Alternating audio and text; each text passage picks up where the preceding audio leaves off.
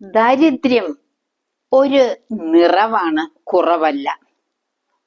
യേശുവിൽ ഏറ്റവും സ്നേഹമുള്ളവരെ, കൽക്കത്തയിലെ പാവങ്ങളുടെ അമ്മ തങ്ങളുടെ മക്കളുടെ ബലിജീവിതം ഇങ്ങനെയാണ് വിവരിക്കുന്നത്.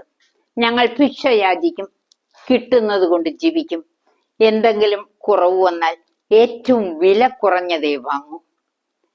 ജീവിക്കാൻ വേണ്ടിയാണ് ഞങ്ങൾ ഭക്ഷിക്കുന്നത്. ഞങ്ങൾ യാത്ര ഭൂരിഭാഗവും നടപ്പാണ്. വേണ്ടി വന്നാൽ പൊതുവാഹനങ്ങൾ ഉപയോഗിക്കും. ഞങ്ങൾക്ക് വാഷിംഗ് മെഷീൻ ഇല്ല.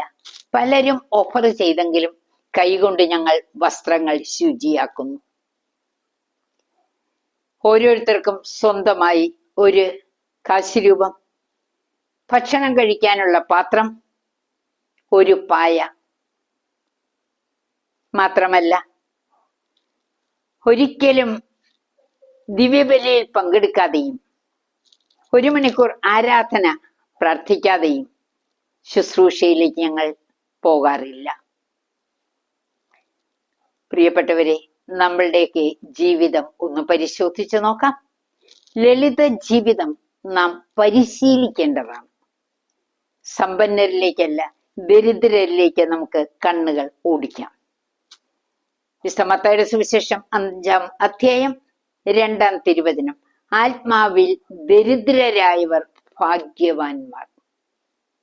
കർത്താവായ ദൈവമേ, ഇത് ശ്രവിക്കുന്ന എല്ലാവരിലും ലാളിത്യത്തിന്റെ കൃപ നിറയ്ക്കണമേ.